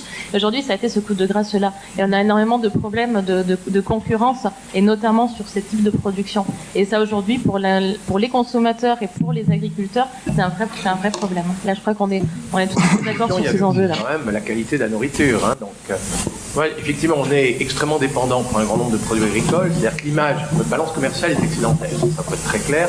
Et c'est pour les 2 tiers à cause des produits terroirs. Hein, champagne, vin, spiritueux, on a dit, et autres. Mais c'est vrai que dans un certain nombre de produits, y compris stratégiques, on est devenu extrêmement déficitaire. Et la première dépendance qu'il nous faut mettre à bas, c'est la dépendance à l'égard de protéagineux, soja, tout autre soja en provenance des États-Unis, du Brésil et d'Argentine. Donc évidemment, le premier effort, parce que ça va être progressif, cette nouvelle politique agricole, c'est de quand même réintégrer des légumineuses dans nos champs en rotation, et parallèlement à ça, on y sera quand même obligé de réassocier agriculture et élevage. Et pour qu'une politique puisse être efficace en la matière, alors évidemment, ça va dépendre de nous, mais parfois, on ne perd pas toutes les batailles. Mais on a perdu la bataille 2014-2020, on n'a pas su réorienter les aides du premier pilier de la PAC, les fameux 9 milliards d'euros du premier pilier, pour que les agriculteurs soient rémunérés avec une incitation à faire une autre agriculture. Voilà, ça c'est le grave échec, et effectivement, le consommateur, l'environnementaliste, n'a pas pesé de son poids.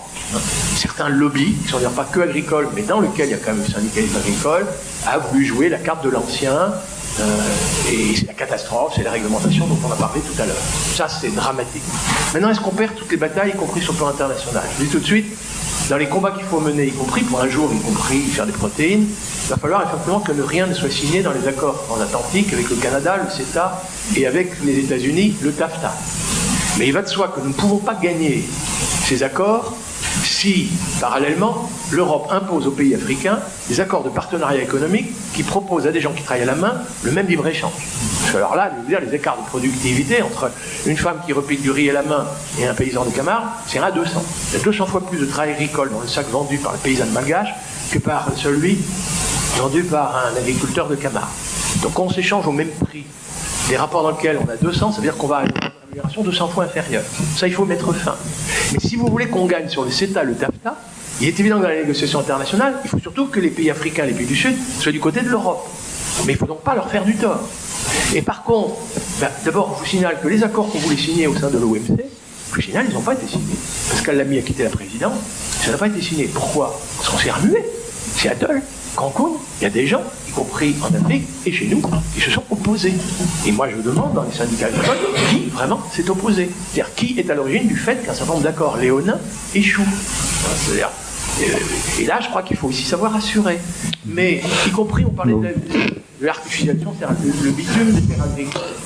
Mais écoutez, moi, j'ai le souvenir d'un Premier ministre, il était, je crois, spécialiste des courses à un moment, il voulait déplacer le circuit de Magny-Cours sur les plus belles terres agricoles de France. Et je vous signale qu'il y a renoncé. Un Premier ministre dans le caca. Dans le caca était obligé de renoncer à bitumer des terres agricoles. Et aujourd'hui, on installe des maraîchers en bio. C'est des combats que nous avons menés. Et pourquoi alors dans le Grand Ouest, un autre ancien ministre qui veut installer, je ne sais pas trop quel aéroport, pourquoi on ne le ferait pas plier lui aussi? Je veux dire, si on se remue, je suis désolé. Bien. Non, certes, en face de nous, on a des bulldozers. Ça, il ne faut pas le nier. Mais pensez, pourtant, il faut baisser les bras. Non, moi je ne suis pas de cela. Je pense qu'on peut, et ça va quand même dépendre du consommateur. Et l'alliance consommateur-environnementaliste paysan, autour d'un combat, il y a des formes d'agriculture qui peuvent être intensément écologiques ou intensément écologiques, faisant l'usage intensif des ressources naturelles, etc., montrer qu'il y a des perspectives d'avenir, pas des modèles, mais des types de systèmes, des systèmes de production d'avenir qui peuvent être adaptés à chacun des agro-écosystèmes, ça rend quand même optimiste pour dire, désormais, soutenons autre chose que la... Oui, j'ai une question pour Lydie Bourguignon par rapport à l'idée que vous avez mentionnée par rapport à leur ceinture d'agriculture autour des villes. Et je sais qu'à Munich, en Allemagne, ils ont subventionné les agricultures bio autour de la ville. Et ces subventions étaient largement récompensées par les réductions de coûts de traiter l'eau. Alors, qu'est-ce que c'est votre vision de cette ceinture? Et est-ce que c'est en contraire avec l'idée de la Grande Paris?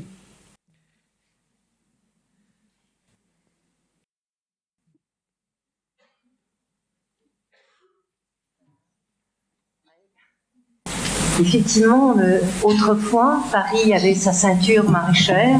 Moi, nous on habite à Dijon. Il y avait une ceinture maraîchère autour des villes et toutes ces ceintures ont quasiment disparu. Vous vous promenez, même en Europe, en France, vous vous promenez, il y a plus cela. Et je pense qu'au niveau des régions, et même des politiques, on devrait retravailler sur ces ceintures autour des villes. À l'heure actuelle, je ne crois pas qu'il y ait beaucoup de prise de décision dans ce sens-là.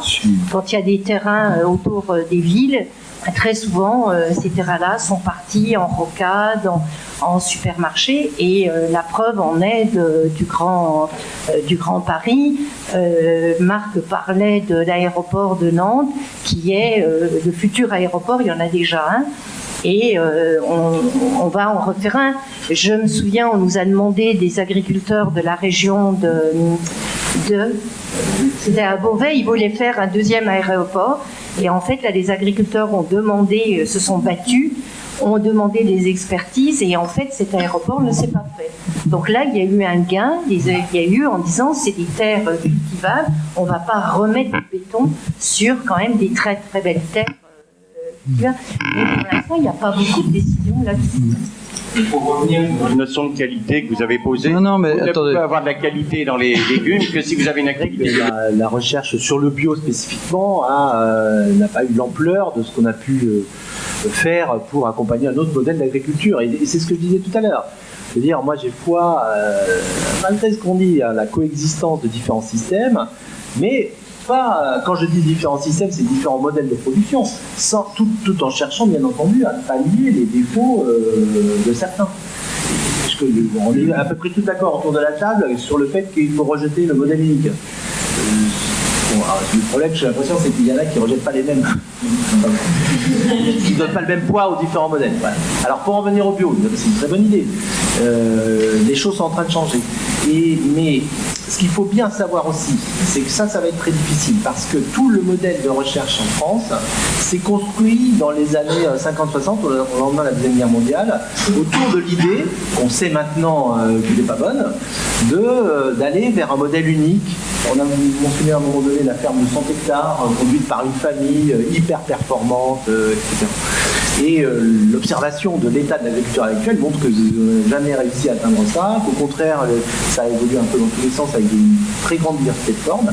Et le système de recherche français n'a pas fait sa mue, lui permettant de diversifier ces thématiques de recherche en les adaptant aux différents modes d'agriculture auxquels ces différents types de recherche s'adressent.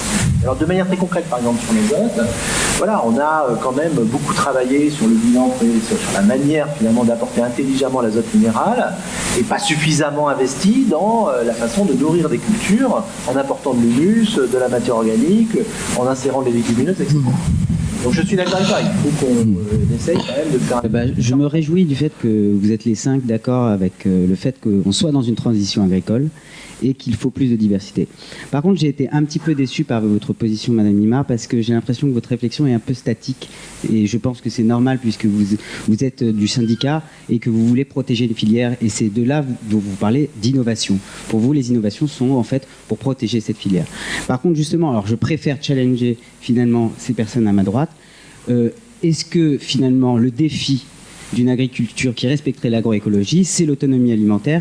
Et à ce moment-là, si on veut aller vers une autonomie alimentaire, est-ce qu'on mange moins? Si vous voulez, pourquoi on mange beaucoup? C'est qu'il n'y a plus rien dans nos aliments. Hein, si on prend par exemple la vitamine C dans les pommes, elle est effondrée d'un facteur 100 depuis 1930. Hein, donc il y a un effondrement des teneurs en micro-éléments. Pourquoi? Parce que les micro-éléments, le sélénium, cadmium, etc., sont chélatés par les microbes, par des échanges qui se font avec la racine de la plante, et qui permet, à quoi servent ces cofacteurs? Parce qu'en fait, ils servent de cofacteurs enzymatiques. C'est-à-dire que tout ce qui est synthétisé dans un être vivant, c'est synthétisé par des enzymes. Et les enzymes sont toutes des protéines à cofacteurs métalliques. Donc vous avez des enzymes à molybdène, à zinc, à cobalt, à sélénium, etc. Comme nous avons effondré l'activité biologique de nos sols, et que des produits, par exemple, comme la tomate ou la fraise, sont à 99% produits hors sol. Dans le hors sol, nous sommes incapables d'avoir toute cette microflore qui vous chélate, le sélénium. Je prends le sélénium, c'est un cas intéressant, c'est un métal qui sert à une enzyme qui vous protège contre les cancers. Donc c'est quand même important d'être bien fourni en sélénium dans son alimentation si vous voulez éviter les cancers. Comme nous sommes partis en hors sol, dans des milieux hyper appauvris, et que nous sommes incapables d'avoir parce qu'on estime que c'est en millions d'espèces, hein, les bactéries dans les sols, vous êtes dans une nourriture extraordinairement appauvrie. Et je crois qu'un des défauts de la bio, quand en 84 on avait discuté sur les cahiers de la bio, c'est qu'ils ont insisté trop sur les pesticides. Pour moi, ce n'est pas les pesticides qui sont tellement dangereux dans la santé humaine, à part le côté, effectivement, sur l'aspect sexuel, ça a tendance c'est le plus dangereux, c'est la carence alimentaire. on estime qu'en Europe, 95% des Européens sont carencés en un ou plusieurs oligo-éléments à cause de sols qui sont tellement bas en activité biologique qu'il n'y a plus les micro-éléments dont vous avez besoin pour avoir une bonne santé. C'est pour ça que ce qui est très frappant quand vous arrivez en Europe en venant d'un pays type asiatique, c'est que les enfants ont les cheveux ternes en Europe. Ils n'ont plus les cheveux brillants. Il y a un certain signe de santé chez les mammifères. Donc ça, vous pouvez l'avoir que par des sols. D'accord, mais la microbiologie des sols ne fait pas tout quand même. Et voilà, les micronutriments qui sont dans les sols proviennent aussi de processus physiques, chimiques, qui ne sont pas seulement motivés par les bactéries du sol. Ah non, il n'y a pas d'entrée de ligo-éléments autrement que par la donc là, on a parlé beaucoup de techniques de culture, de modèles pour les exploitations. Mais moi, j'aurais bien aimé qu'on parle un peu plus de la diminution du nombre d'agriculteurs, parce que les agriculteurs, on a vu là sur la vidéo, ils disent en 10 ans, on en a perdu un quart. C'est une dynamique qui est assez longue. Ils deviennent de plus en plus vieux. Alors, quand on parle d'innovation avec des agriculteurs de plus de 50 ans, moi, j'aimerais bien savoir qui va innover. Et je veux dire, comment on peut baser un modèle un modèle stable, disons, alors que la population agricole diminue, qu'on n'est toujours pas à un équilibre de ce point de vue-là, que ce que vous dites, Monsieur Bourguignon, c'est qu'on ne va pas casser les exploitations qui existent, donc on ne va certainement pas réinstaller beaucoup de personnes sur ce qui existe déjà. Donc, et que ces agriculteurs, ils veulent avoir des week-ends et des vacances, ce qui est bien légitime, donc on va vers une simplification des tâches, ce que je trouve totalement légitime vis-à-vis du reste de la société. Et donc, comment vous voyez l'avenir avec tous ces facteurs humains qui finalement influencent peut-être beaucoup plus que les politiques, la technique ou... Rapidement, dans la diversité des agricultures sur le plan social, il est clair qu'il y a quand même des endroits où il y a des jeunes qui s'installent, et vous savez qu'un tiers des agriculteurs qui s'installent sont hors cadre familial. Donc déjà, ils ne viennent pas, c'est pas des fils ou filles d'agriculteurs. Et ce sont souvent ceux-là qui s'installent sur des très petites terres, sur des petites surfaces, avec peu de capitaux, et qui effectivement sont plus les innovateurs sur l'agriculture intensément écologique, intensive en emploi, parce que c'est quand même beaucoup de travail, ça va être clair, mais qui essayent de faire effectivement gérer leur autonomie alimentaire en circuit court, les cycles de carbone, les cycles d'azote. Le circuit court, c'est pas seulement producteur-consommateur. L'agriculture moderne de demain, elle va associer des lentillons au blé, elle va gérer en circuit court le cycle du carbone, le cycle de l'azote, et là il y a des innovations, et c'est plutôt chez ces gens-là qu'on voit ce type d'innovation. Mais il est vrai aussi, et c'est très intéressant, qu'il existe parfois des unités de production déjà assez grandes, qui au moment où la question se pose de savoir si des filles d'agriculteurs vont s'installer avec leurs parents au moins pendant un certain temps, on voit dans des exploitations parfois de taille assez grande une diversification des ateliers avec une spécialisation du travail.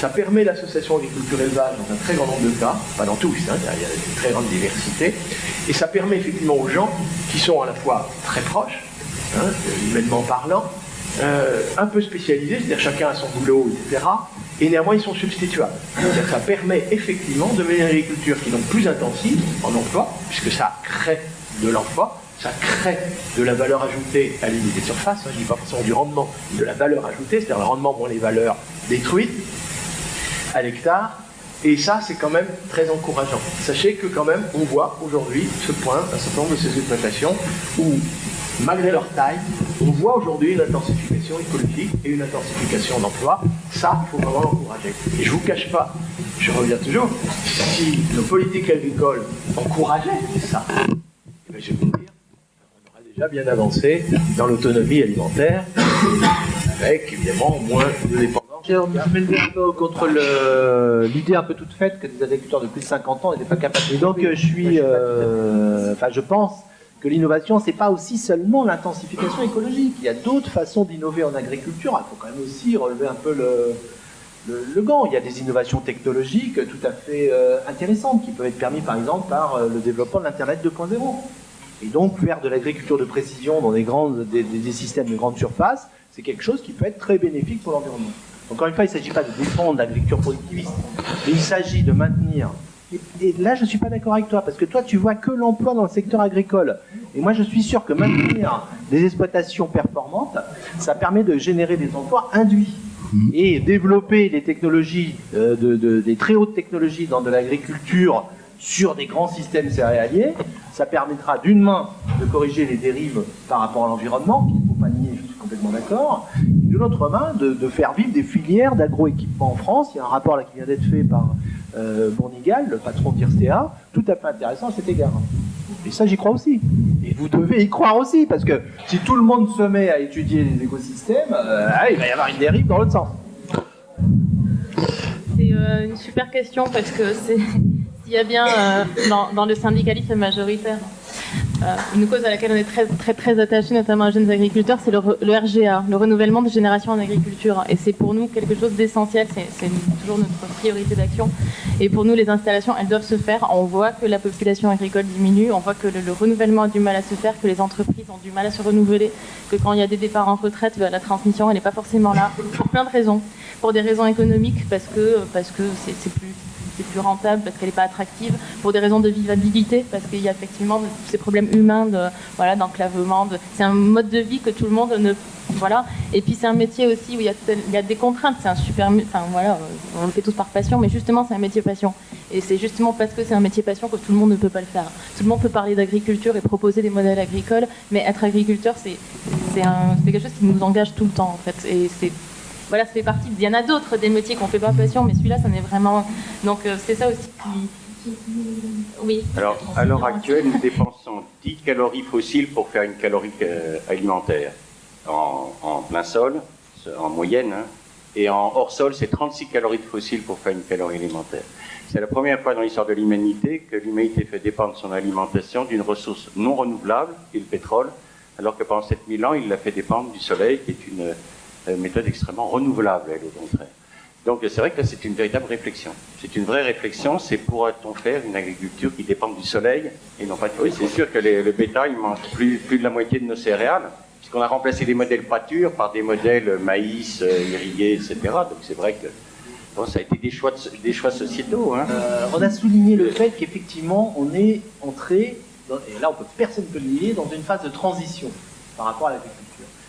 Et alors là, moi je trouve un truc profondément injuste, c'est de faire porter sur les seules épaules des agriculteurs et des agricultrices le poids, la responsabilité de cette transition. Certes, ils ont pu connaître des erreurs, mais il faut qu'on s'y mette tous.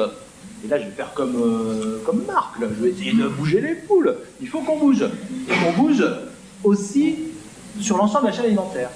Et là, il y a d'énormes débats. Il faut qu'on change un peu notre rapport à l'alimentation, notre façon de nous alimenter, nos coutumes, nos habitudes.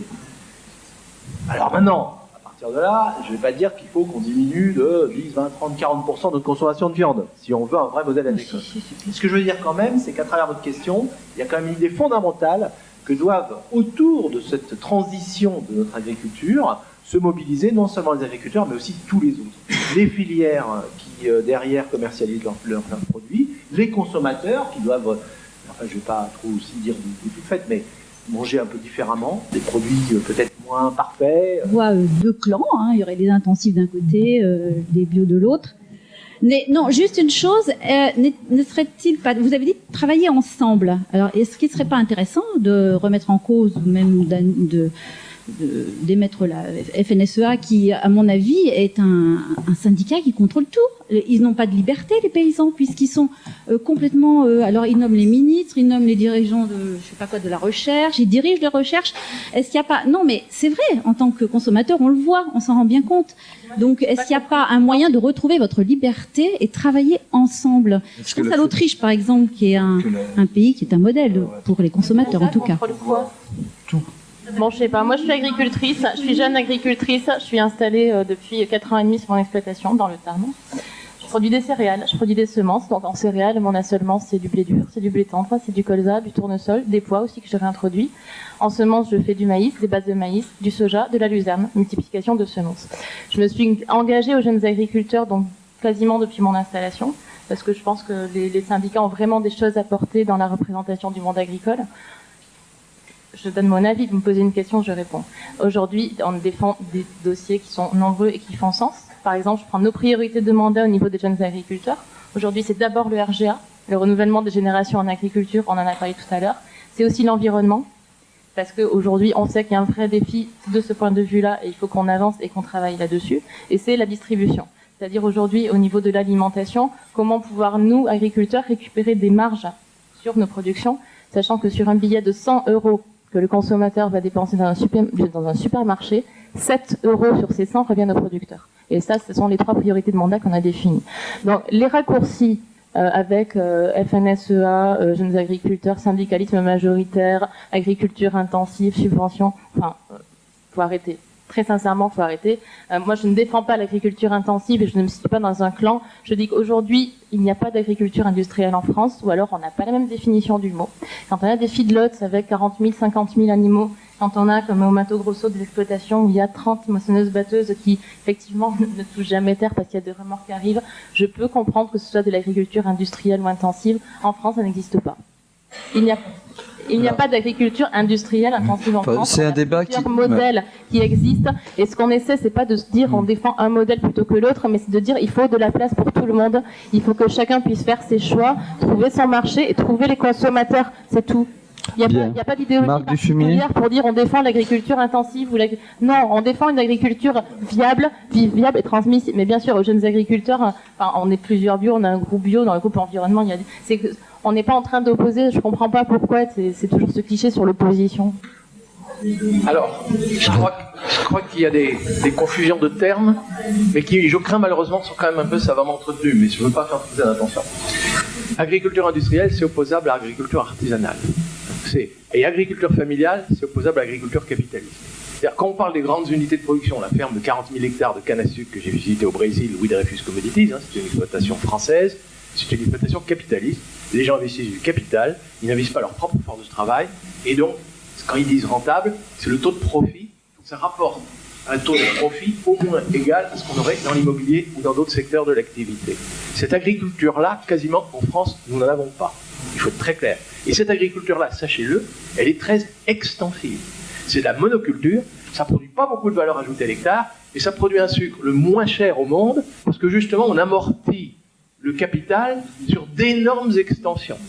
Donc, ça, cette forme d'agriculture capitaliste qu'on a au Brésil et qu'on retrouvera en Afrique du Sud, qu'on retrouvera dans un grand nombre de pays, mais quasiment pas en France, évidemment, c'est pas l'agriculture familiale que nous connaissons, ou pour l'essentiel encore en France, les gens qui sont agriculteurs sont des gens qui vivent d'abord de leur travail. Et quand ils font des choix d'investissement en capital, ils le font de façon à rémunérer au mieux leur travail en comparaison avec d'autres opportunités d'emploi.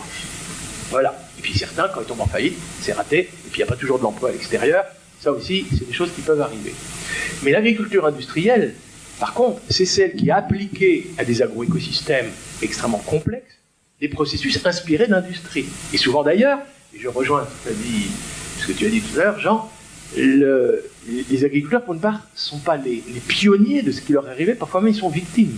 C'est-à-dire le cahier des charges leur a été posé à l'agro-industrie, et même la recherche génétique en amont avec les seules variétés inscrites au catalogue et autres, et les choix de critères, l'amélioration variétale, elle a quand même été souvent dictée à l'extérieur du monde paysan, et on a appelé meilleur des choses qu'on essaye de dicter aux paysans. Voilà, on va vous faire de l'amélioration, sans connaître toujours les conditions. Donc là, vous avez des agriculteurs qui sont souvent coincés entre un amont, dans lequel ils n'ont pas beaucoup de choix dans les cantons, ils n'ont pas beaucoup de choix dans les variétés, et un aval qui, dès qu'on ne répond pas au cahier des charges, met des pénalités. Ces agriculteurs se sont endettés. Et endettés, ils ont spécialisé leur système pour amortir au mieux le capital qu'ils avaient fait dans un système. Donc ils ont fait, comme dans l'industrie, grande échelle, spécialisation. Et ça, c'est la catastrophe. Le lait pas cher nous coûte très cher. Parce qu'on paye des impôts pour retirer les algues vertes, on paye des impôts pour que l'eau devienne potable, et puis pour ce qui est des légumes et des perturbateurs endocriniens, ne l'oubliez quand même pas, les jeunes générations, il est prédit, c'est pas avéré statistiquement bien sûr, mais qu'il pourrait y avoir quand même une espérance de vie en bonne santé, c'est-à-dire sans Alzheimer, sans Parkinson, sans cancer de la prostate et autres, et cancers hormonodépendants, de 5 à 10 ans de moins que les gens de ma génération, qui quand j'étais fœtus n'a pas été exposé à ça. Parce que c'est l'exposition prolongée dans les jeunes âges de la vie. Vous comprenez que cette agriculture-là, moi je m'interdis de la soutenir. Et c'est bien le processus industriel, la spécialisation et l'agriculture, y compris en utilisant les outils de précision, c'est d'abord pour faire de l'intensément écologique, pour faire l'usage le plus intensif en circuit court, le cycle du carbone, le cycle de l'azote. Excusez-moi, ce sera plus artisanal, ce sera plus soigné, et ça mérite d'être bien rémunéré. Et c'est quand on payera les gens pour qu'ils fassent des choses bonnes que ça ira, et non pas des subventions à l'hectare. Alors, Madame Imar et Monsieur Estrade, qui sont tellement attachés à la notion d'innovation, de progrès, surtout pas de retour en arrière, mais un retour en arrière au niveau du goût, ce serait déjà une innovation. Non, mais... Je suis désolé de vous le dire, mais la meilleure innovation, c'est celle de la nature. Je sais pas si vous avez déjà goûté des fruits et des légumes sauvages. C'est une claque par rapport à ce qu'on nous propose en supermarché. Voilà.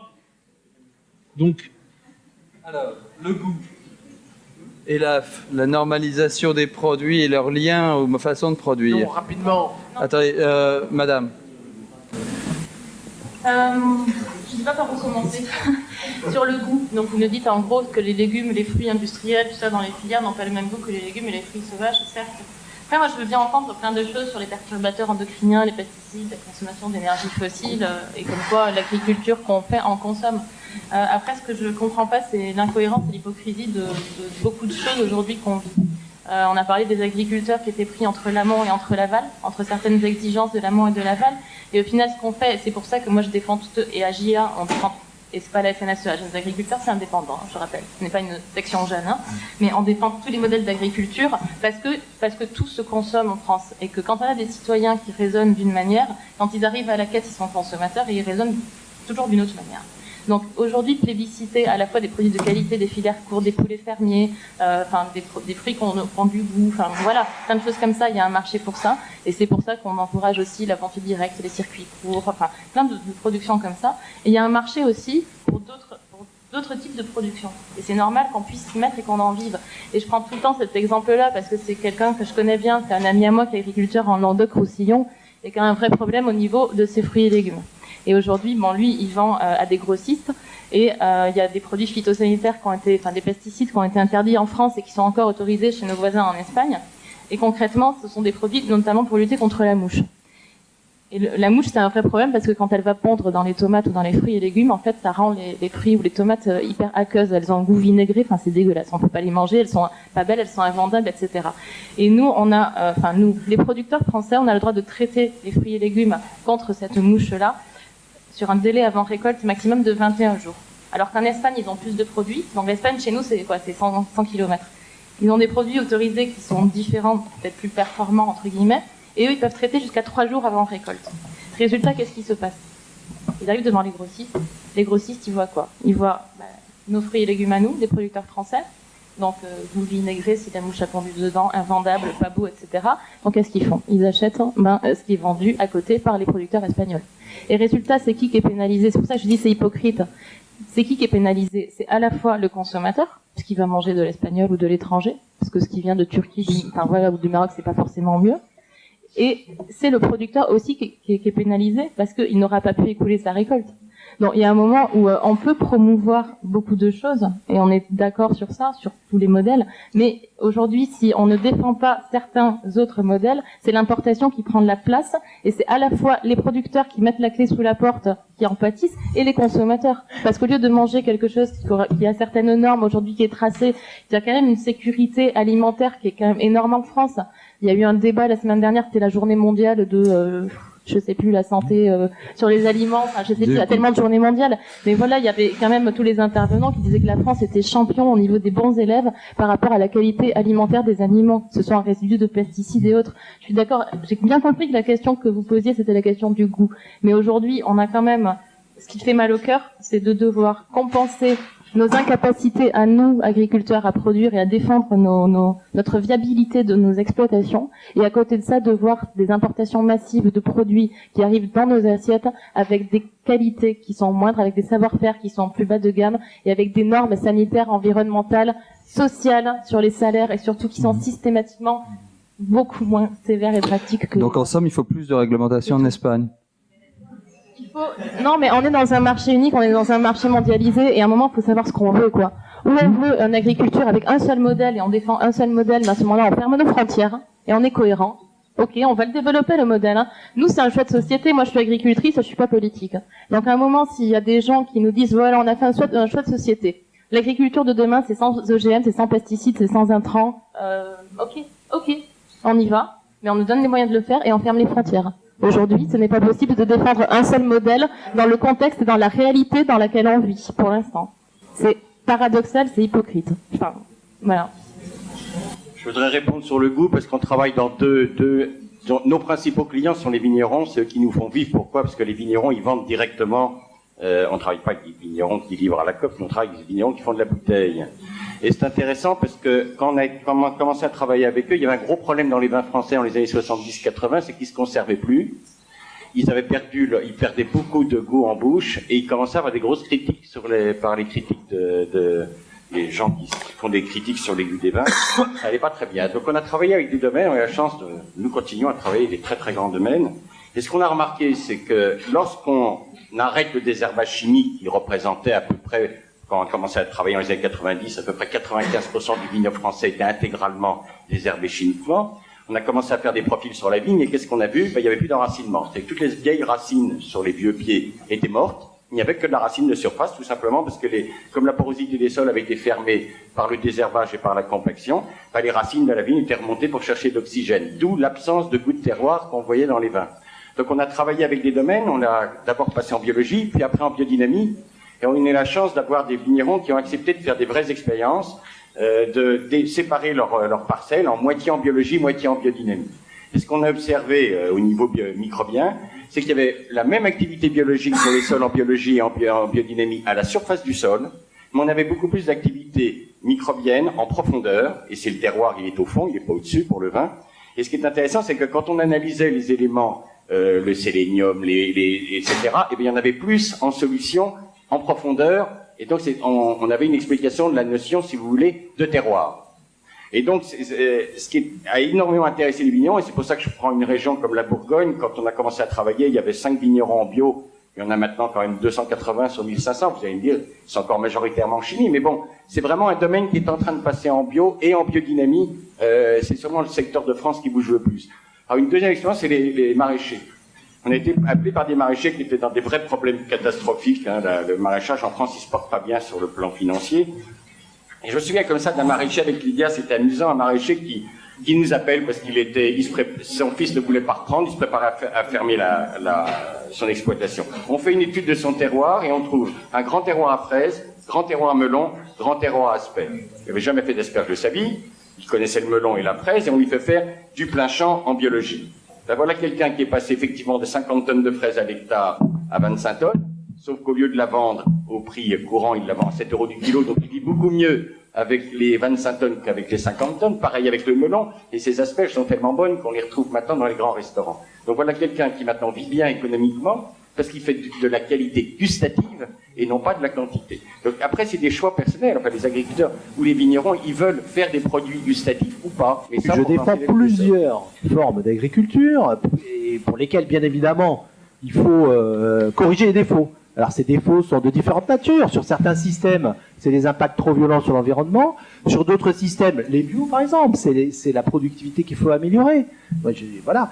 Et puis l'agroécologie, c'est aussi quelque chose de très intéressant. La preuve, je l'enseigne dans cette maison. Donc voilà. Donc je voulais juste prendre la parole pour pour essayer d'être un tout petit peu plus clair et clarifier ma position. Je défends une agriculture de multiples visages. Et là, c'est peut-être ce qui me différencie un peu de mon voisin qui vient de partir.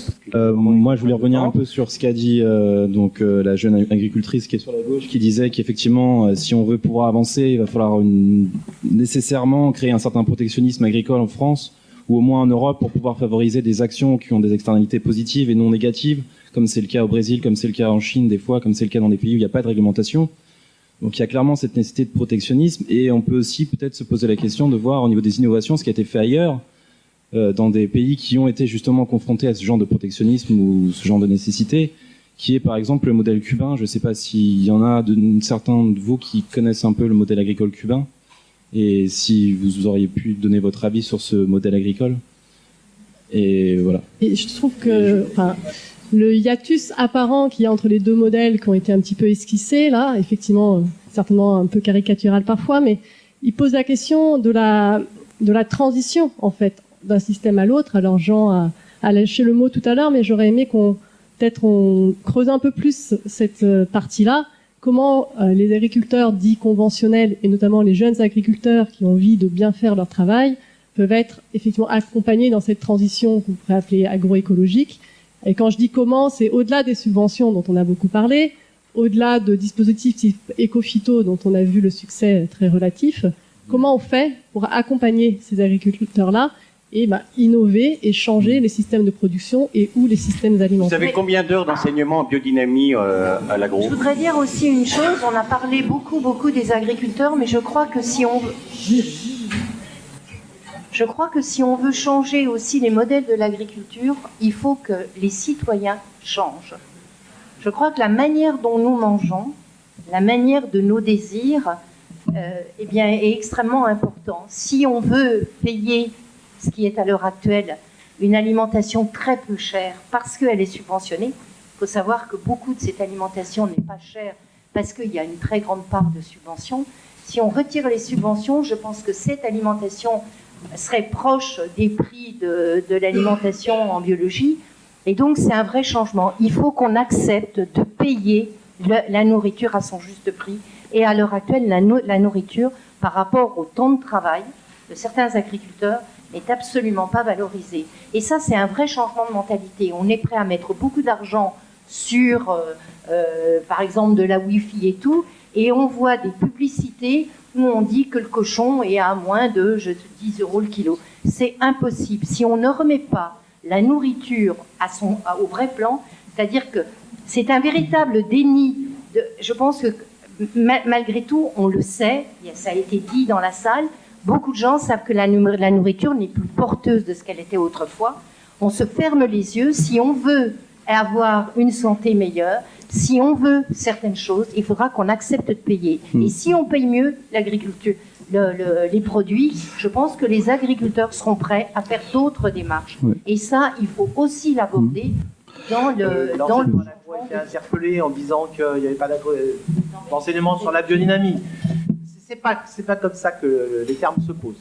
Premièrement, on est dans une école d'ingénieurs sur laquelle vraiment le fondement de l'enseignement que l'on dispose est de donner des bases solides scientifiques qui permettent de comprendre les processus à l'œuvre dans les agrosystèmes, et à partir de là, à chaque étudiant correctement formé, avec un esprit scientifique correctement formé, à charge de chaque étudiant d'aller creuser toutes les questions. Et normalement, il a tous les outils intellectuels pour comprendre ce qui ne marche pas dans l'agriculture biologique ou ce qui marche bien, etc. Ça, c'est la première chose. Et la deuxième chose, là, je complète ma collègue, il y a en deuxième année des unités de valeur qui s'intéressent à cette agriculture biologique. Elles sont suivies par un nombre d'étudiants qui n'est pas négligeable. Et voilà, et ça, c'est le choix des étudiants de choisir l'enseignement qu'ils veulent suivre. Mais même au-delà de ça, il n'est pas question de faire un enseignement que sur l'agriculture biologique ou que sur l'agroécologie. Il est question de donner les outils intellectuels qui permettent ensuite de comprendre et d'être, de creuser. Non, je suis très contente de voir que tout le monde applaudit quand on dit qu'il faut que les agriculteurs soient plus payés. Je vous remercie.